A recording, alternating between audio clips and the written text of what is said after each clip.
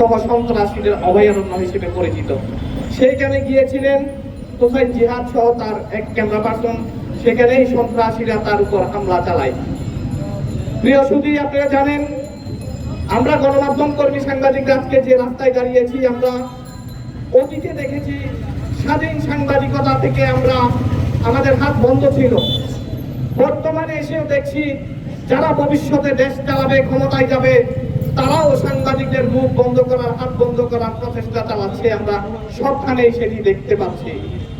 কদিন আগেও বান্দরবানে দেখেছি দুজন সাংবাদিককে নিয়ে 200 ট্যাগ দিয়ে সামাজিক যোগাযোগ মাধ্যমে লেখালেখি করেছে। সাংবাদিকরা আইনের ঊর্ধ্বে নয়, মুখে আইনের ঊর্ধ্বে নয়। সাংবাদিকরা যদি দোষ করে থাকে, কোনো ত্রুটি থাকে, সেক্ষেত্রে প্রেস ক্লাব রয়েছে, ইউনিয়ন রয়েছে, সাংবাদিকদের অভিভাবক প্রতিষ্ঠান রয়েছে, সেখানে আপনারা যোগাযোগ করবেন। তবে 200 ট্যাগ দিয়ে, অতীতে সরকারের সহযোগী ট্যাগ দিয়ে বা চাঁদাবাজ ট্যাগ দিয়ে কোনো সাংবাদিককে হয়রানি এবং হামলার দুঃসাহস আপনারা দেখাবেন না।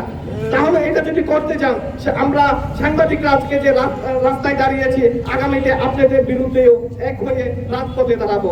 আপনারা জানেন কদিন আগে টিআইবির